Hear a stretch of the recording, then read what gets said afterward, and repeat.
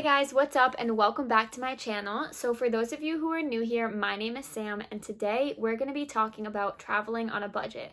One of the most common questions that I've been asked either by friends, by people who I've traveled with, or just by people on Instagram or through TikTok or any type of social media is how do I afford it? You know, I'm a 20-year-old college student, just like a lot of you guys. I can relate to being on a budget. I can relate to not having that much money in my bank account. That is a very common misconception of traveling, I would say, is that it has to be super expensive. It doesn't. It really doesn't. I'll be the first one to tell you, like, you can make it happen. And before I even get into the tips about how to travel on a budget, my first piece of advice is you have to start somewhere. It can get overwhelming very, very easily.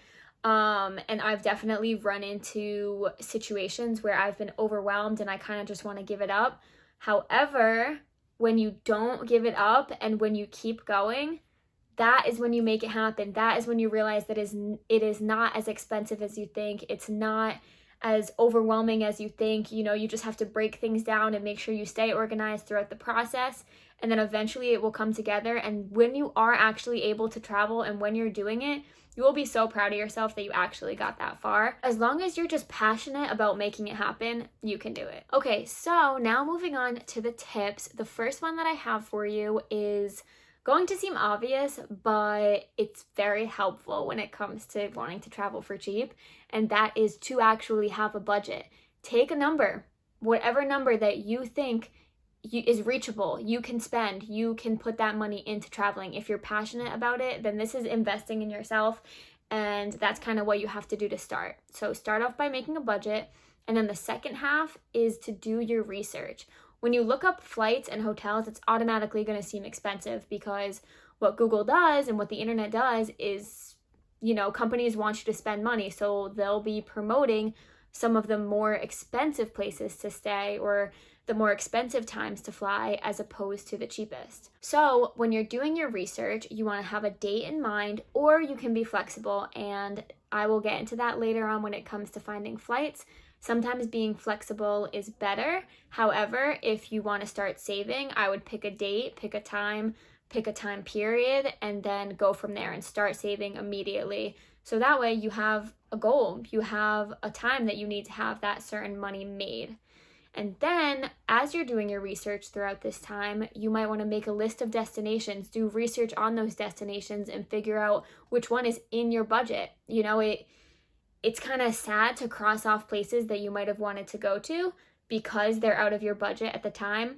However, the next time that you decide to travel or the next place that you go, you'll have an even bigger budget for those places that might be out of your range right now. So that first tip is basically a starting point for everybody. You know, when you're trying to travel for cheap, you definitely need a budget. So that way you're not thinking that everything is too expensive. You have a number in mind and you do the right research from there. And then eventually it won't be as expensive as you had thought at the beginning.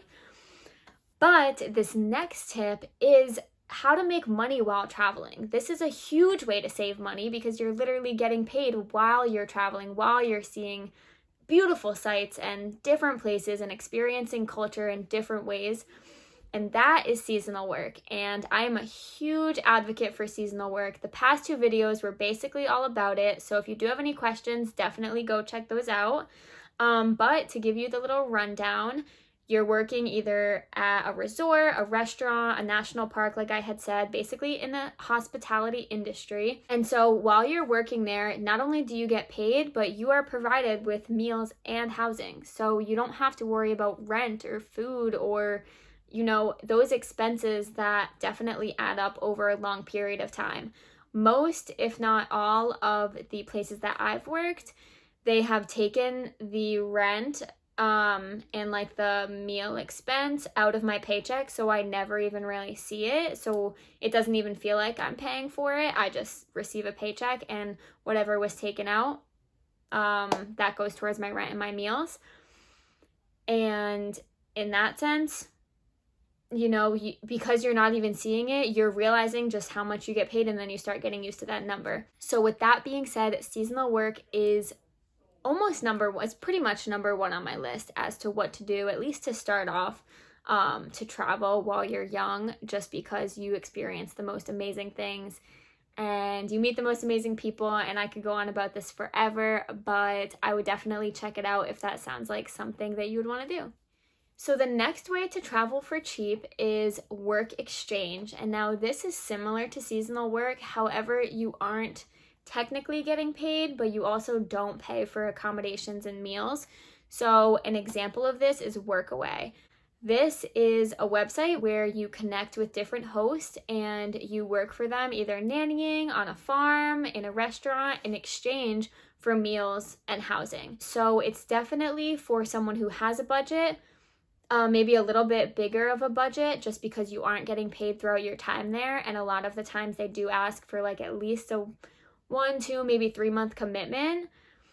However, you don't have any expenses except for your excursions and different tourist attractions that you may want to check out during your time there. So Workaway is definitely a go-to for people who want to travel, and do have a little bigger budget to spend in terms of attractions that they want to see. So the next traveling on a budget tip that I have for you is accommodations. This is about where to stay, how to find it, and what it's like. So you've most likely heard of this, but it is staying in hostels. And this is a lot more popular outside of the United States. However, there are many hostels around that you can find. They aren't as cheap as internationally, but they are much cheaper than hotels in general when you're comparing the two.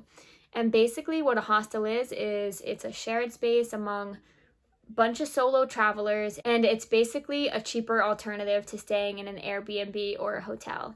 So the website that I use to find hostels is called hostelworld.com, and basically all you do is type in the location that you want to go to, and then it will give you the breakdown of all the hostels in that area, how much they are, and basically a description of each hostel. So this is great for people who don't mind sharing a space and who want to meet other travelers just like themselves. So the last topic that I'm going to give you guys a tip about is flights. Now, this topic has a huge misconception that it has to be super expensive to fly. And yes, in some cases, depending on the location, it is a lot more expensive to travel there. However, this is where we go back to tip number 1 when research comes in. And this is what I was talking about when it comes to being flexible.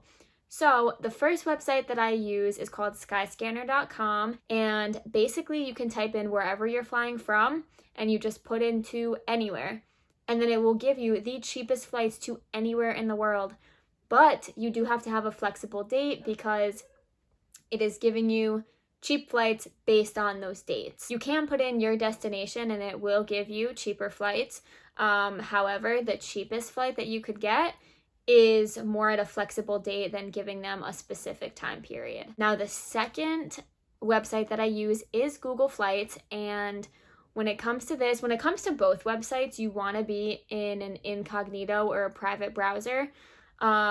This way it's not jacking up the prices because they've noticed that you've been looking up traveling and you've been looking up flights in the past couple of days. So while in an incognito window, you want to type in Google Flights and type in your dates, type in your destinations, and then it will literally show you everything you need to know about the cheapest dates. It even gives you a graph and you can look across it to figure out when the cheapest dates are. So say you decide to fly out on a Sunday, but the cheapest date is a Monday or a Tuesday. If you are flexible enough to move it a couple days, sometimes it's $100, maybe $200 difference, just depending on the day of the week that you travel. With that being said, definitely check out those two websites and don't forget to be in a private browser. Those are all the tips and pieces of advice that I have for you today.